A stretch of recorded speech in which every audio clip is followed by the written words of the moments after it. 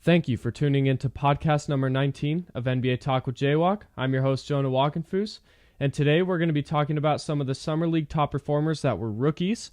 We're also going to be doing two NBA team previews today on both the Houston Rockets and the Miami Heat, so make sure to stay tuned.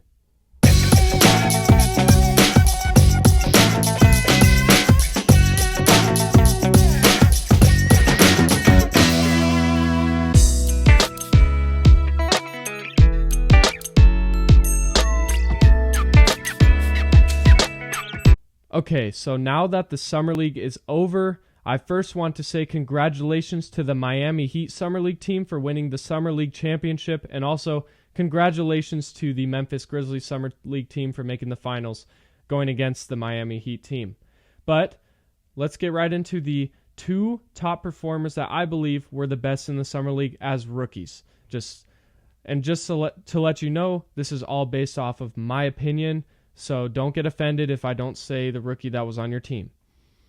The first rookie I was really impressed with was Kel'el Ware of the Miami Heat. He was the number 15 pick this year, and he averaged 18 points per game. He shot 61.8% from the field. He shot 30% from the three. He had 8 rebounds, 1 assist, 1 steal, a block, and what was most impressive to me was that his plus minus was plus 11 on average. So that's very impressive to say the least. Kel'el Ware showed a whole bunch of versatility. He showed that he could space the floor. While 30% isn't great from the three, I think he's going to be able to improve that because he's not going to be taking as many threes during the regular season with the actual Heat team. So I think that percentage could definitely go up.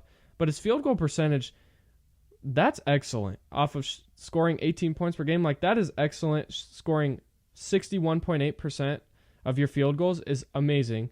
Also getting 8 rebounds. And what I really liked is he got a steal and a block. A very active defender as a big man. And he's going to be that guy that's going to be able to back up Bam Adebayo in a very good way. Where Eric Spoelstra is going to be able to sub out Bam Adebayo and then put in a player like Kel'el Ware and make a very positive impact. And then that's going to help boost up this Miami team, especially since I feel like they've kind of had some struggles in the regular season. So I think Kel'el Ware can definitely bring that spark of energy off the bench. And even if you want to start him and Bam Adebayo together, I think it could work because Bam Adebayo's been working on his jump shot and Kel'el Ware has a jump shot. So you could definitely space them if you really wanted to and put Kel'el Ware in the starting lineup. So Kel'el Ware was very impressive to me. And then the second player I think was the top performer as a rookie in the Summer League was Reed Sheppard from the Houston Rockets. He was drafted the number 3 overall pick this year. He averaged 20 points per game. He shot 50% from the field, 27.8% from the three. He had 4.8 rebounds per game, 5.3 assists, and 2.8 steals, plus 1.3 blocks. Yes, he scored 20 points per game. That's cool. But what really impressed me about him was his defense. When you are a 6'3 guard, that's what he's listed as, and you're averaging almost 3 steals a game plus 1.3 blocks, that's very impressive. And that's something that can translate to the league immediately. I said in the last episode, you don't really want to look at points and stuff like that. You want to look at what the other things they can do that can translate to the game or to the team immediately. And those defensive stats are going to be able to help immediately. I get it. He wasn't going against, players like Steph Curry, or he wasn't going against Jalen Brunson, on defense. But he was playing excellent defense, and when he's able to get just about 3 steals per game and 1.3 blocks per game against players like that, I think he's going to be able to hold his ground against, like NBA level guards. I mean, obviously the stats aren't going to be that good, but he's a good defender. He's an active defender, and he plays well. And while he didn't shoot well from the three, that's what he's known for. He shot, I believe, 50% in college from the three. He only shot 27.8% from the three in the Summer League, but I think throughout time, he's going to be able to figure out his shot a little more, and he's not going to obviously take as many threes in the regular season as he did in Summer League. So I'm not too concerned about that, to be honest with you. And 20 points per game, that's very impressive. I think Reed Sheppard is definitely one of the favorites to win Rookie of the Year this season. And just a little note, both of these players made the All-Summer League first team. And speaking of the All Summer League teams, I just want to kind of call out the NBA because I don't know what they're doing here. NBA, make it make sense. Jalen Wilson, who played for the Brooklyn Nets Summer League team, he won the Summer League MVP, which congratulations to Jalen Wilson. How in the world did he make the All Summer League second team? Like, you would think that the most valuable player in Summer League would make the first team, right? No. He made the second team. I don't know if this is just like maybe a mistake they made, but like this is just, it doesn't make sense. How are you the MVP and you're not in the All Summer League first team? Like, I don't know, man.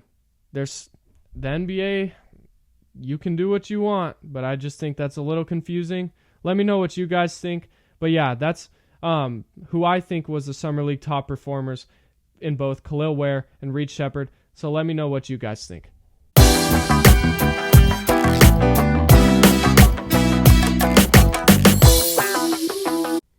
Okay, so this episode's going to be a little bit different because we're going to be doing 2 NBA team previews this week because, well, there's not much going on in the NBA right now as Summer League's over. We're kind of in that dead period of the season, so I'm going to be trying to do some new content soon, but we got to kind of get through all these NBA teams. So first up, we're going to talk about the Houston Rockets. So the Houston Rockets finished the season with a record of 41-41, which put them 11th in the Western Conference. So I put some of their key additions this offseason. I think these were their only additions. I may be wrong about this, but Reed Sheppard they drafted 3rd overall, and then they traded for AJ Griffin, which I think are 2 young, very solid pieces. I think Reed Sheppard obviously is a great addition. I think he could definitely be a starter by the end of the season. But I think he'll definitely come off the bench at the start just because I think with that starting lineup, it's probably going to be Fred VanVleet at point guard, Jalen Green at the 2, maybe Jayshawn Tate at the 3, Jabari Smith at the 4, Alperen Sengun at the 5, or you could put Dylan Brooks at the 3. It doesn't matter. But overall, Reed Sheppard could definitely be like a 6-man type of player. He's definitely going to get some minutes, I think, especially after his Summer League performance. And then AJ Griffin, while I don't think he's necessarily going to get in the rotation, he's a young player that you can kind of work with. Maybe you send him down to the G League for majority of the games, let him develop and see how he does. And if it doesn't work out, then oh well. But I think AJ Griffin still has a ton of potential. A couple years back, he was potentially a player that was supposed to get drafted in the lottery. So I think he still has a ton of potential in him. Some of the key players I put for the Houston Rockets are Jalen Green, Alperen Sengun, Reed Sheppard, Fred VanVleet, and Jabari Smith Jr. Yes, you could put like Amen Thompson, you could put, Dylan Brooks, but I think these 5 are like the most important players on this team as of now, or at least the most valuable. Some of the like takeaways that I think with the Houston Rockets is like this team is really loaded with young talent. Like they have a ton of young talent, and they also have solid veteran pieces that can just kind of complement these younger players. I think it's just this team not being really good is just because they're young. I think for this team to be good, it's just going to be a matter of time and development. I think, you got to let Jalen Green develop as there's been talks about Houston maybe trying to move Jalen Green for a star, which wouldn't make sense to me. But, you got players like Alperen Sengun, who was a potential finalist for the most improved player until his injury. But yeah, you've got a ton of young talent and players that I think have really good potential. I mean, Jalen Green has star potential. Alperen Sengun has star potential. Jabari Smith has very good potential. And same with Reed Sheppard. Like, this team just needs to develop and just work together as a team. And if they could find if they could figure it out as a team, this could be a playoff team, a sneaky playoff team in the Western Conference. I know the Western Conference is stacked, but like I said, if Jalen Green kind of plays like he did at the end of the season and Sengun plays like he did last season, I don't see why this Houston team can't make a run for at least the play-in tournament. So, yeah, that's going to be my NBA team preview on the Houston Rockets. Let me know what you guys think about what the Houston Rockets are going to do next season.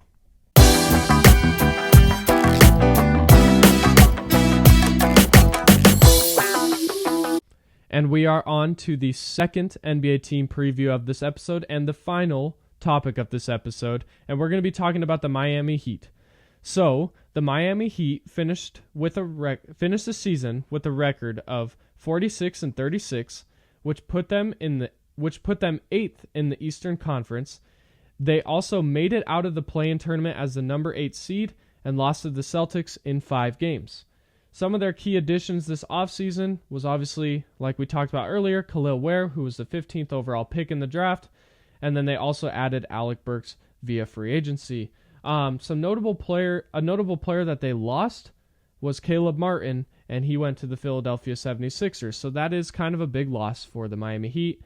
But maybe Alec Burks can fill in that position, but who knows?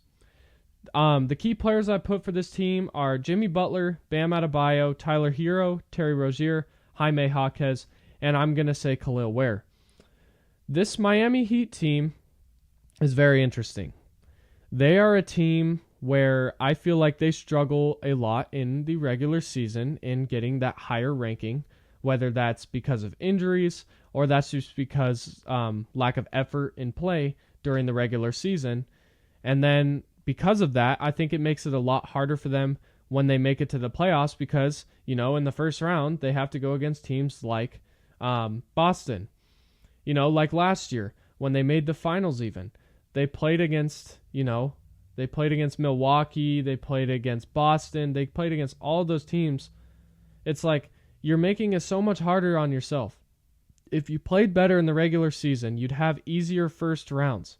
Like, Miami needs to be able to get the job done in the regular season so that in the playoffs, it's going to be a lot easier. But overall, I think this Heat team's good. Like, do I think they're championship good? No, of course not. But I think this is a team that could make, the second round or even the conference finals in the Eastern Conference. But this team just could not stay healthy, especially last year. Jimmy Butler was hurt. Now, I don't think they would have won the first round regardless. They had to go against the Boston Celtics. I think maybe they could have taken them to 6. But I don't know. Like, this Miami team's got a lot of potential. Obviously, Jimmy Butler's going to be a free agent next year. Who knows where that's going to go? Like, is Jimmy Butler even going to stay in Miami? Is he going to... Because if he goes, this Miami team doesn't have much insurance young players-wise. I mean, I guess Tyler Hero and Bam Adebayo, and then you do have Jaime Jaquez and Khalil Ware, which are their key players, but it's like they're not going to be the same without Jimmy Butler. Like, Jimmy Butler is the glue of this team, and he's the reason why they've been able to make these long runs. Because realistically, if Jimmy Butler's not playing, this Miami Heat team isn't going to go very far. So I'm not sure exactly how this Miami Heat team's going to be. This could be the last year of them being really competent, going to be a potential finals team. I don't think they're personally going to make the finals or even get close.